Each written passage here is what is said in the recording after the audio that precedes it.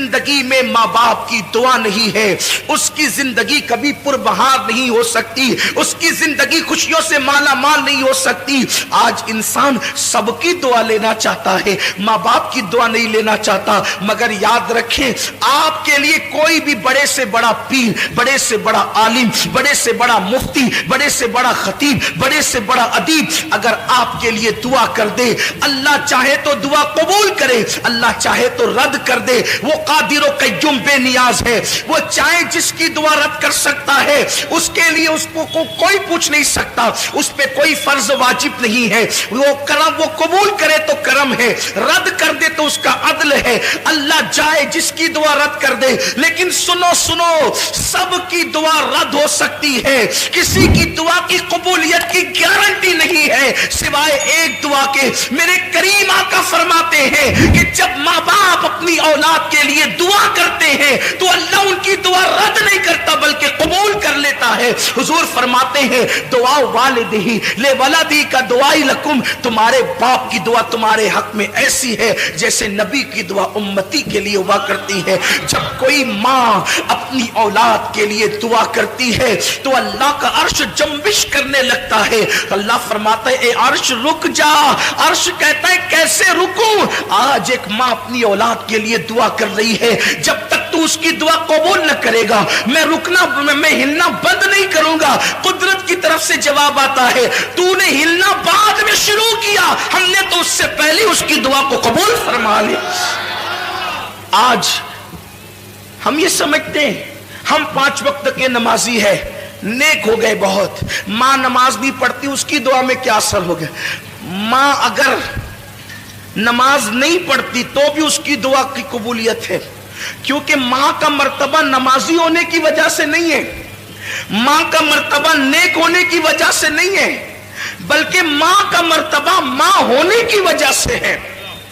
ایک صحابیہ بارگاہ رسالت میں آ کے کہتی ہے آقا میری ماں شراب پیتی ہے۔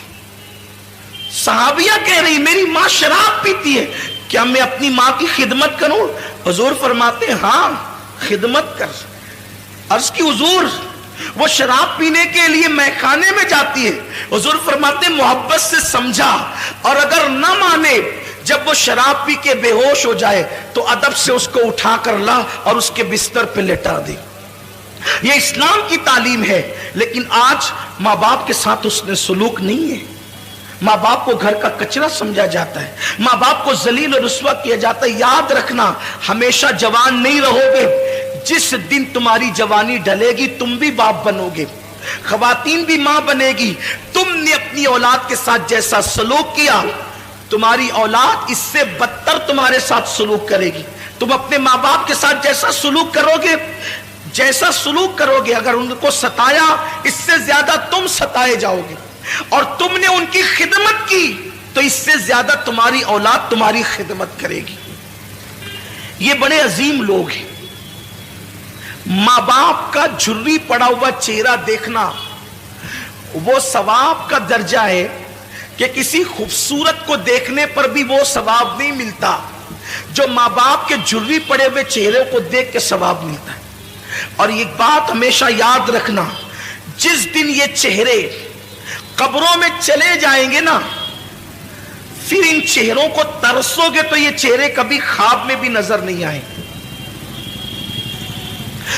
یہ چہرے ہر عبادت کی قضا ہے۔ میں اپنے اہل علم دوستوں سے توجہ چاہتا ہوں، غلطی کروں تو میری اصلاح کریں۔ ہر عبادت کی قضا ہے۔ عشاء نہیں پڑھی، کبھی احساس ہو گیا کہ میں نے فروری کی 2019 کی 9 تاریخ کی عشاء نہیں پڑھی تھی، زندگی میں جس دن احساس ہو جائے اس دن پڑھو، اس کی قضا ہے۔ 10 تاریخ کی فجر نہیں پڑھی تھی، جس دن احساس ہو جائے پڑھ لیا، زندگی بھر میں اس کی قضا ہے۔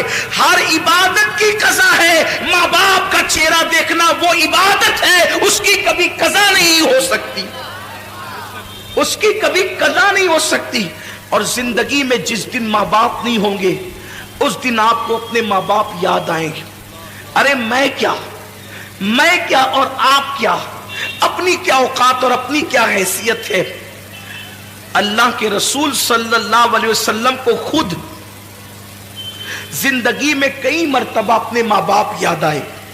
اگر ہر موقع کا ذکر کروں تو ایک طویل وقت چاہیے، لیکن تو میں عرض کر رہا تھا کہ کئی بار حضور کو والدین یاد آئے، لیکن ایک مقام پر حضور ایک موقع صرف عرض کر رہا ہوں، ایک موقع صرف عرض کر رہا ہوں کہ حضور علیہ الصلوۃ والتسلیم کو جب ماں باپ کی یاد آتی تھی تو حضور کی آنکھوں میں آنسو آ جاتے. حضور کو ظاہر سی بات ہے، جو رحمت للعالمین ہو، جو سب سے پیار کرتے ہوں، وہ اپنے ماں باپ سے کتنا پیار کرتے ہوں. اور حضور کے ماں باپ جیسے ماں باپ ہونے کی حیثیت سے کسی کے نہیں ہے. اگر بات حضور کے والدین کی آئی ہے تو مجھے حضور کی امی جان کی یاد آ گئی. حضور کی امی جان سیدہ آمنہ، جب لوگ دور جہالت میں جیتے تھے تو اس وقت حضور کی امی کے پاس اتنا علم تھا کہ حضور کی امی شاعری کرتی تھی. شاعرہ تھی حضور کی امی جان، ان کی شاعری کتابوں کے اندر موجود ہے. بہت بڑی دانشور تھی حضور کی امی جان سیدہ آمنہ خاتون سلام اللہ علیہا. بلکہ حضور کی امی کی یاد آئی ہے تو میں دو باتیں عرض کرنا چاہتا ہوں. ایک بات کہنا چاہتا تھا لیکن ایک بات اور یاد آئی. حضور علیہ السلام کی عمر جب 6 سال کی ہوئی تو اس وقت حضور کی امی کا وصال ہو گیا، حضور کی والدہ کا وصال ہو گیا. وصال کا سبب یہ چیز بنی کہ حضور کی عمر 6 سال کی تھی. حضور کی امی جان نے کہا میرے شہزادے محمد، تم نے اپنے والد کی زیارت نہیں کی ہے، ایک کام کرو کہ تمہارے والد کی قبر یثرب میں ہے، یعنی موجودہ مدینہ منورہ. اس وقت وہ مدینہ نہیں بنا تھا، یثرب اس کہلاتا. یثرب میں ہے تمہارے ابا کی قبر. چلو تم نے باپ کا چہرہ تو نہیں دیکھا، تم کو والد کے مزار کی زیارت کرا کر کے لاتی ہوں. حضور علیہ السلام 6 سال کی عمر میں پہلا سفر کرتے ہیں. حضور کا یہ پہلا سفر ہے 6 سال کی عمر میں. اور 6 سال کی عمر میں پہلا سفر حج کے لیے نہیں ہے، تجارت کے لیے نہیں ہے، نماز کے لیے نہیں ہے، بلکہ مزار کی زیارت کے لیے.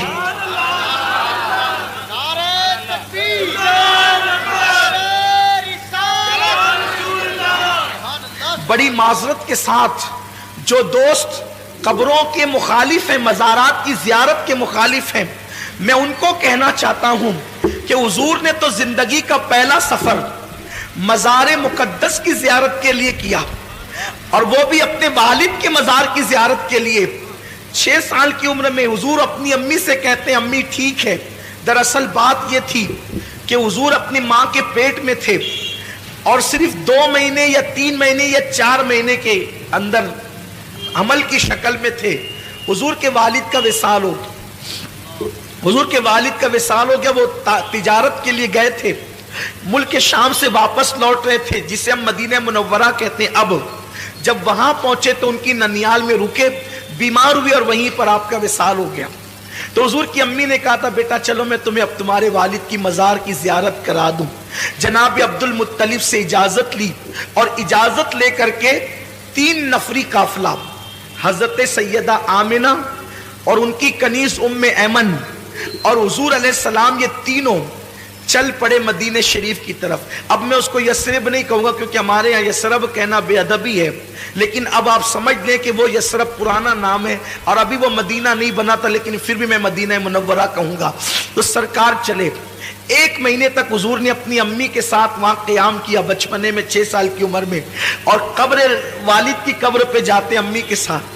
جب رخصتی کا وقت آیا کہ اب جانا ہے مکہ المکرمہ تو حضور کی امی کبھی اپنے شوہر کی قبر کو دیکھتی ہے اور کبھی حضور کے چہرے کو دیکھتی ہے.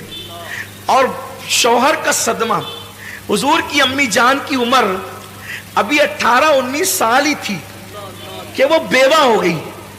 18-19 سال کی عمر میں بیوگی آخر کیا چیز ہوتی ہے؟ سوچیں نا ذرا. اگر کوئی عورت 19 سال کی عمر میں یتیم ہو جائے تو اس کو اتنا صدمہ نہیں ہوتا جتنا اس کو بیوہ ہونے کا صدمہ ہو. حضور کی امی بیوہ ہوئی اتنی چھوٹی سی عمر میں، اور حضور کے والد کا وصال اتنی چھوٹی عمر میں ہوا ہے کہ ان کو ابھی داڑھی کے بال بھی نہیں نکلے تھے، بال نکلنا شروع ہوئے تھے اور ان کا وصال ہو گیا. یعنی زندگی کی مکمل بہاریں بھی نہیں دیکھی ہے اور وصال ہو گیا تو کبھی شوہر کی قبر دیکھتی ہے، کبھی بیٹے کا معصوم سا چہرہ دیکھتی ہے. اور 6 سال کی عمر میں میرے نبی کتنے خوبصورت لگتے ہوں گے. جس کے گالوں کی قسم قرآن یاد کرے والضحیٰ کہہ کر، جس کے زلفوں کی قسم یاد کرے قرآن واللیل کہہ کر، جس کی ماں کو قرآن گویا کہ مطلع الفجر حق کہے. آخر اس رسول اعظم جب بچے لڑکپن کی طرف جاتے ہیں تو بڑے خوبصورت لگتے ہیں، جب جوانی کی طرف جاتے ہیں تو بڑے حسین لگتے ہیں. عام بچے بھی خوبصورت لگتے ہیں، تو جس کی صورت خدا بھاتی ہو اس کے شباب کا عالم کیا ہوگا. گود میں عالم شباب، حال شباب کچھ نہ پوچھ. تو کبھی بیٹے کا چہرہ دیکھتی ہے، کبھی شوہر کی قبر دیکھتی اور اشعار پڑھتی ہے شوہر کی یاد میں، اور بیٹے کا ہاتھ پکڑ کر کے پھر آخری بار قبر دیکھ کر کے نکلتی ہے. اسی میں طبیعت میں تبدیلی شروع ہوئی، طبیعت بدلنا شروع ہوئی، سفر شروع ہوا، یہاں تک کہ مقام ابوا تک پہنچتے پہنچتے اب سفر کی ہمت نہیں رہی. تو ام ایمن سے کہتی ہیں، ام ایمن اب میں یہاں سے آگے جانے کی میرے اندر طاقت نہیں ہے. تو ام ایمن کے سہارے اپنی سواری سے نیچے اترتی ہیں، اور نیچے اترنے کے بعد ایک چھوٹا سا ٹیلا تھا جو اب بھی ہے، اس پر چڑھتی ہیں. اس وقت سفر میں تکیہ بھی نہیں تھا، تو حضور نے اپنے ننھے ہاتھوں سے پتھر تلاش کیا اور اپنی ماں کے سرہانے چھوٹا سا پتھر رکھا اور چٹائی پہ ماں کو لٹا دیا. حضور کی امی جان لیٹی ہوئی ہے اور سینے کے پاس اللہ کے رسول، 6 سال کے اللہ کے رسول جلوگر ہیں. کبھی حضور کی امی حضور کا چہرہ دیکھتی ہے اور کبھی ام ایمن کو دیکھتی ہے اور روتی ہے. حضور ماں کو روتا دیکھ کر روتے ہیں اور حضور امی سے پوچھتے ہیں، ماں تم کیوں رو رہی ہو؟ میں جب بھی اپنی ماں کو ماں کہتا ہوں تو صرف اس نیت سے کہتا ہوں کہ میرے نبی نے آمنہ کو ماں کہہ کے پکارا ہے، بس اس یادگار کو زندہ کرنا ہے، اسی لیے ہم اپنی ماں کو ماں کہتے ہیں. بس ماں کو ماں کہنے کی وجہ یہ ہے کہ میرے محبوب نے آمنہ کو ماں کہہ کر کے پکارا ہے. اور اللہ اکبر، ساری کائنات جس کو پکارتی ہے، ساری کائنات جس کو پکارتی ہے، اس نے آمنہ کو پکارا ہے. یہ میرے نبی کی ماں کی شان ہے، یہ میرے نبی کی ماں کا مقام ہے. حضرت آمنہ خاتون دیکھتی، حضور کہتے ہیں، امی تم کیوں رو رہی ہو؟ تو ام ایمن کا ہاتھ پکڑ کر چہرہ رسول کا دیکھ کر کہتی ہے، ام ایمن اب میں بچوں گی نہیں، یہ میری آخری ساعتیں ہیں. میرا بیٹا بڑا شان والا ہے، میں نے بڑے شان والے بیٹے کو جنم دیا ہے، اس کو سنبھال کر مکہ لے جانا میری امانت کو. آمنہ خاتون کہتی، ام ایمن میرا بیٹا وہ ہے کہ مشرق سے لے کے مغرب تک جس کی شان کے ڈنکے بجیں گے.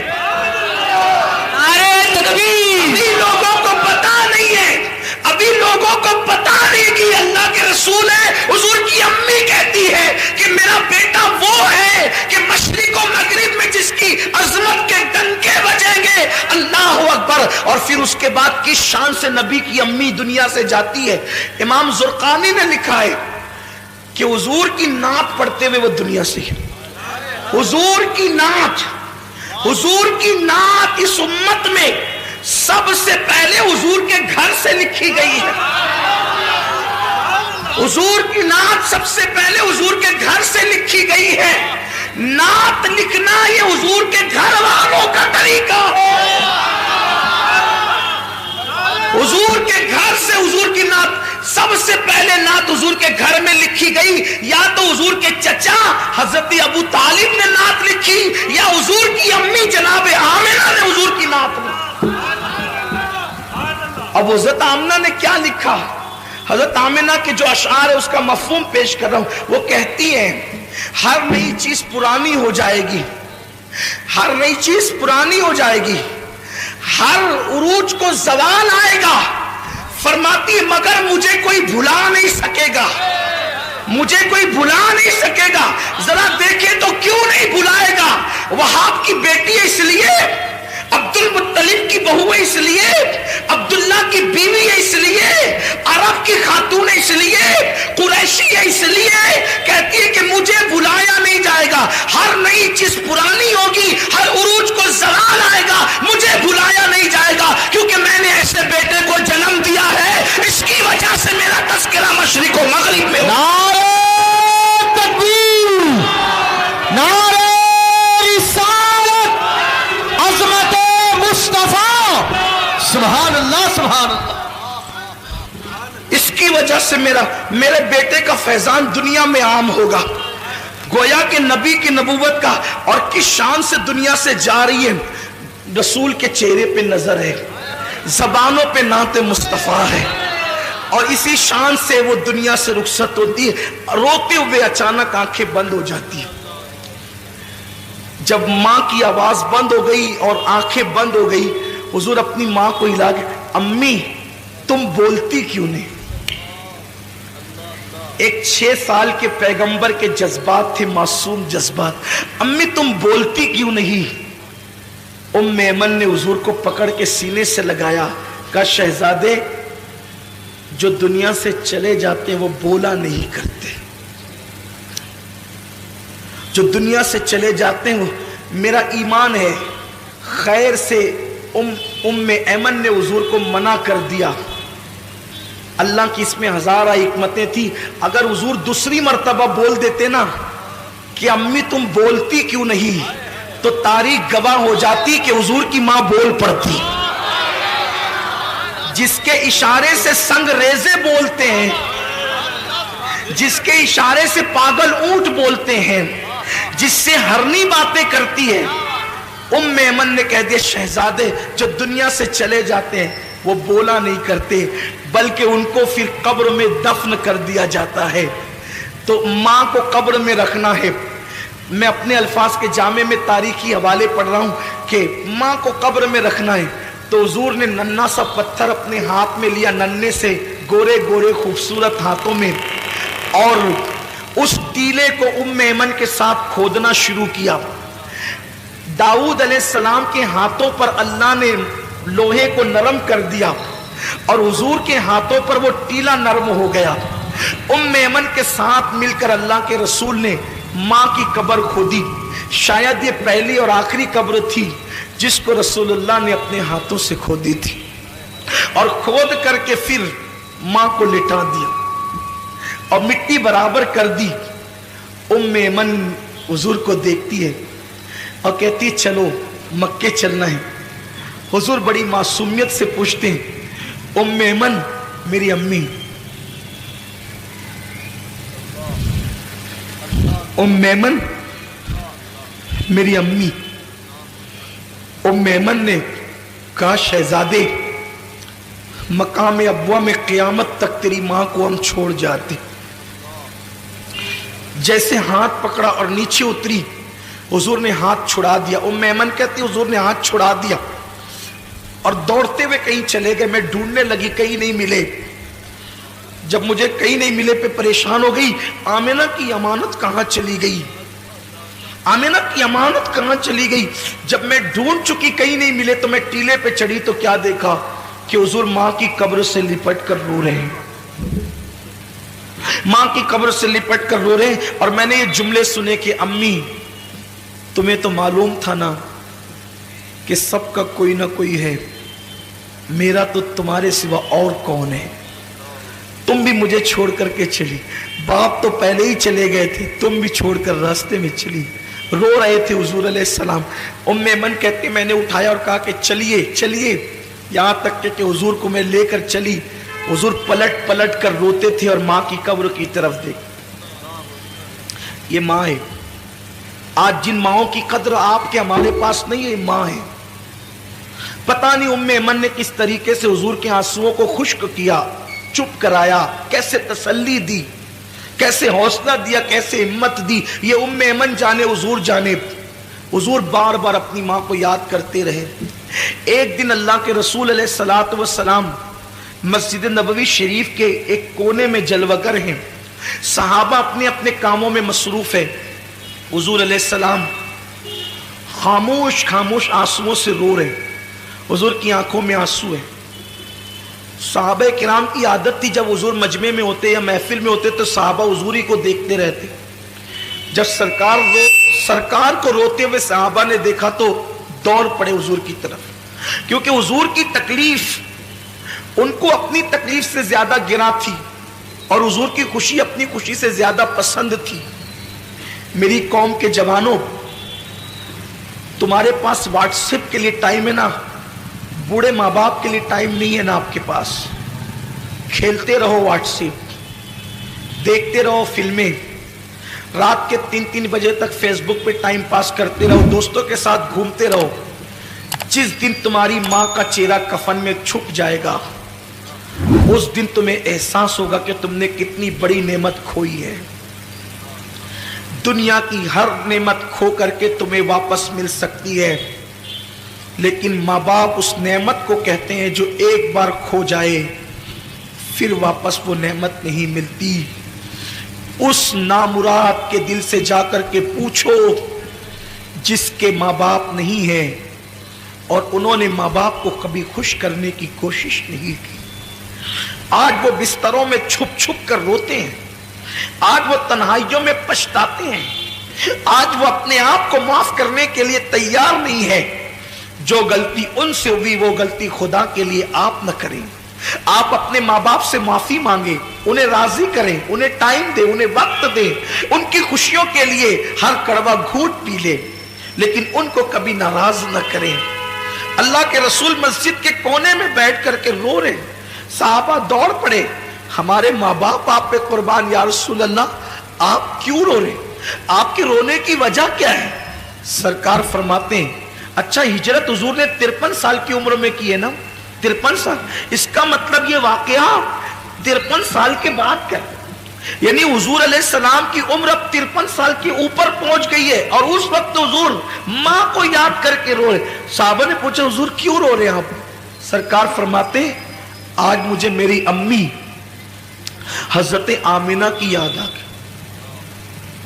حضور فرماتے ہیں آج مجھے میری امی حضرت آمینہ کی یاد آ گئی، جیسی حضرت آمینہ کا نام یاد، وہ آمینہ کسی کا بیٹا ولی، کسی کا بیٹا غوث، کسی کا بیٹا قطب، آمینہ کا بیٹا محبوب خدا۔ یہاں صرف ایک جملہ کہہ کے آگے بڑھنا چاہتا ہوں۔ لوگ کہتے ہیں یہ سنی علماء غیر سنیوں سے لڑتے جھگڑتے کیوں رہتے ہیں؟ صرف اتنا کہنا چاہتا ہوں میرے بھائیوں، جس نبی نے ہماری ماں کے قدموں کے نیچے جنت رکھی ہے نا، ان لوگوں نے جو غیر سنی ہیں میرے نبی کی ماں پہ کفر کا فتویٰ دیا اور کہا کہ نبی کی ماں کافرہ تھی، نبی کے باپ کافر تھے۔ اب آپ سے میں پوچھنا چاہتا ہوں صرف اتنی بات کہ جو نبی کے ماں باپ کو کافر کہیں، ہم ان کو امام کیسے بنائیں، ان سے رشتہ داریاں کیسے کریں، ان کے پیچھے نمازیں کیسے پڑھیں، ان کے پیچھے کھڑے کیسے ہوں؟ ہم داڑیاں نہیں دیکھیں گے نا، ہم ٹوپیاں نہیں دیکھیں گے، ہم قلم سے لکھے ہوئے الفاظ بھی تو دیکھیں گے، کتابوں میں لکھے ہوئے ثبوت بھی تو دیکھیں گے۔ میرے آقا صلی اللہ علیہ وسلم کے دیوانوں، نماز پڑھنے سے پہلے دیکھ لیا کرو نبی کے ماں باپ کو کافر کہنے والا امام ہے یا نبی کے ماں باپ پہ قربان ہونے والا امام ہے، اس لیے کہ شفاعت آپ کو بھی لینی ہے، شفاعت مجھے بھی لینی ہے۔ قیامت کے دن اگر تم نبی سے شفاعت کی بھیک مانگنے کے لیے گئے اور حضور نے کہہ دیا جو میری ماں کو کافر کہتا تھا تو اس کے پیچھے نماز پڑھتا تھا، تو آپ کے پاس جواب کیا ہوگا؟ یہ میں کچھ نہیں کہنا چاہتا، آپ کے ایمان پہ چھوڑنا چاہتا ہوں۔ حضور مسجد کے کونے میں بیٹھ کے روتے ہیں اور سرکار سے پوچھا کہ حضور کیوں رو رہے ہیں؟ آقا فرماتے ہیں میری امی حضرت آمینہ کی یاد آ گئی۔ صحابہ سب مل کے رونے لگے، حضور کے ساتھ رونے میں شامل ہو گئے۔ حضور کی امی یاد آئی ہے، آج نبی کو اپنی والدہ یاد آئی، ماں یاد آئی ہے نبی کو۔ پھر روتے روتے حضور علیہ السلام کو کچھ افاقہ ہوتا ہے تو سرکار اپنے صحابہ سے کہتے ہیں اے میرے صحابہ، اس وقت میری ماں حضرت آمینہ حیات ہوتی تو کیا ہوتا، کیسا ہوتا، کیا حال ہوتا؟ صحابہ کہتے حضور کیا ہوتا؟ آقا فرماتے میں تمہیں عشاء کی نماز پڑھا رہا ہوتا، میں تمہیں عشاء کی نماز پڑھا رہا ہوتا اور میری امی مجھے آواز دیتی محمد ادھر آؤ، میرے بیٹے محمد ادھر آؤ، میری ماں مجھے آواز دیتی۔ سرکار فرماتے میں کیا کرتا؟ صحابہ نے کہا کیا کرتے؟ حضور فرماتے میں نماز کو چھوڑ دیتا اور لبیک کہتے ہوئے اپنی ماں کی بارگاہ میں پہنچ. یہ ماں ہے، یہ ماں کا مرتبہ ہے. لیکن آج میرا جوان کیرم چھوڑ کر کے ماں کے پاس آنے کے لیے تیار، موبائل کا گیم چھوڑ کے اپنی ماں کے پاس، باپ کے پاس آنے کے لیے تیار نہیں ہے. حضور فرماتے جو ماں باپ کی نافرمانی کرے گا وہ جنت کی خوشبو سے بھی محروم کر دیا جائے گا. یاد رکھنا، کتنے بھی بڑے منصب پہ فائز ہو جاؤ، ماں باپ سے تم کبھی بے نیاز نہیں ہو سکتے. جناب موسیٰ سے اللہ نے کہا تھا موسیٰ ذرا سنبھل کر آنا. عرض کی مولا طور پر تو ہمیشہ آتا ہوں، پہلی بار تو نہیں آیا. ارشاد ہوا جب تم گھر سے نکلتے تھے تو ماں آنچل پسار کے دعا کرتی تھی اللہ میرے موسیٰ کی طبیعت میں غصہ اور جلال زیادہ ہے، اگر تجھ سے کلام کرتے ہوئے آواز اونچی ہو جائے تو تو درگزر کر دینا، درگزر کر دینا، آواز اونچی ہو جائے تو. موسیٰ اب تیرے پیچھے دعا کرنے والی ماں نہیں رہی، اس لیے کہا جا رہا ہے ذرا سنبھل کر آنا. اللہ کے کلیم کو کہا جاتا ہے پیٹھ کے پیچھے دعا کرنے والی ماں اب تیرے گھر میں نہیں ہے تو ذرا سنبھل کر آنا. غور تو کریں آپ، نبی سے کہا جا رہا ہے ماں کی دعا کیا ہے. ساری دنیا مخالف ہو جائے بد دعا کرے، تنہا ماں دعا کرے، اللہ ماں کی دعا قبول کرے، سب کی بد دعا رد کر دے. اور تنہا ماں بد دعا کرے اور پوری دنیا مل کر دعا کرے تو اللہ سب کی دعا رد کر دے، ماں کی بد دعا قبول کر لے. ایک دن حضرت موسیٰ علیہ السلام جنگل میں چل رہے، چلتے چلتے تھک گئے، چلتے چلتے تھک گئے. اللہ سے کہتے مولا تھک گیا ہوں، سواری نہیں ہے. اللہ نے فرمایا ایک میرا بندہ ہے اس سے جا کر کہو. حضرت موسیٰ گئے، اس سے کہا میرے پاس سواری نہیں ہے. اس نے دعا کی اللہ بادل زمین پہ بھیج تاکہ میں تیرے اس بندے کے لیے سواری کا انتظام کروں. بادل زمین پہ اتر آیا. اس نے کہا جناب چڑھیے اور بادل پہ چڑھ کر کے جہاں جانا چاہتے جائیے. حضرت موسیٰ بادل پہ سوار ہو گئے، بادل چل پڑا. عرض کی مولا کتنا نیک بندہ یہ، اس کی دعا سے بادل زمین پہ آیا. ارشاد ہوا موسیٰ کوئی عمل ہی نہیں ہے اس کا، یہ نیک نہیں ہے جس کو تو نیک سمجھ رہا ہے. پھر مولا اس کی دعا کی اتنی اہمیت. ارشاد ہوا اس نے تو بادل بلایا، اگر آسمان بھی زمین پہ بلانے کی دعا کرتا تو ہم آسمان کو بھی زمین پہ اتار دیتے. عرض کی جب یہ نیک نہیں ہے، اتنا نیک نہیں ہے تو اس کی دعا کی اہمیت کیوں ہے؟ کہ اس کی نیکی کی وجہ سے نہیں، یہ ہمیشہ اپنی ماں کی خدمت کرتا تھا اور ماں کو خوش کر دیا تھا. ماں نے مرتے مرتے کہا اللہ اس نے میری خدمت کا حق ادا کر دیا، یہ جب بھی تجھ سے جو دعا کرے تو اس کی ہر دعا کو قبول کر لینا. اس کی ماں کی دعا کی برکت ہے، اس کی ماں کی دعا کی نیکی کچھ نہیں ہے زیادہ، اس کے پاس ماں کی دعا کی برکت ہے. حضور فرماتے ہیں جو ماں باپ کی نافرمانی کرے وہ جنت کی خوشبو بھی نہیں سونگے، بلکہ جس سے ماں باپ ناراض ہو وہ بھی جنت میں نہیں جائے گا. شہید ہوگا تو بھی جنت میں نہیں جائے گا. علامہ سید نعیم الدین مراد آبادی نے لکھا ہے اگر کوئی شہید ہو جائے نا، شہید اور ماں باپ یا دونوں میں سے کوئی ایک ناراض ہو تو بھی وہ جنت میں نہیں جائے گا، مگر چونکہ وہ شہید ہوا ہے تو جہنم میں بھی نہیں جائے گا. جنت اور جہنم کے درمیان ایک مقام آراف ہے، وہاں رکھا جائے گا. پھر اللہ اس کے ماں باپ کو پہلے راضی کرے گا. جب تک ماں باپ راضی نہیں ہوں گے اس شہید کو جنت نہیں ملے گی. سوچو شہید ہو کر بھی ماں باپ کی رضا کے بغیر جنت نہیں ملتی تو ہمیں اللہ اکبر سوچئے تو صحیح. اور اپنی گفتگو کو اینڈ پر پہنچانے کے لیے ایک بات آپ سے کہوں یار، جو ماں باپ کا گستاخ ہو، توجہ آپ کی، دھیان ہے آپ کا، جب ماں باپ کا کوئی گستاخ ہو، کلمہ پڑھ کے، نماز پڑھ کے، حج کر کے، زکات دے کے، شہید ہو کر بھی ماں باپ کی گستاخی کی وجہ سے جنت میں نہیں جا رہا ہے تو جو رسول پاک کا گستاخ ہو وہ کلمہ پڑھ کے جنت میں کیسے جا سکتا ہے؟ ماں باپ سے بڑا مرتبہ نبی کا ہے نا. لوگ کہتے ہیں کیسی بات کرتے ہیں مولانا، کلمہ پڑھنے والے جنت میں جائیں گے. ارے کلمہ پڑھ کے ماں باپ کی گستاخی کیے تو جنت نہیں ملے گی، تو کلمہ پڑھ کے نبی کی گستاخی کیے تو جنت کیسے مل سکے؟ دو باتیں ہو گئی، شراب کے عادی کو جنت کی خوشبو نہیں، ماں باپ کے نافرمان کو جنت کی خوشبو نہیں، اور کوئی کسی پہ احسان کرے، تیسرا کوئی کسی پہ احسان کرے اور احسان کر کے احسان جتائے، احسان کر کے احسان جتائے، اللہ اس کو بھی جنت کی خوشبو نہیں عطا کرے گا۔ مطلب کیا؟ کسی غریب کی مدد کی،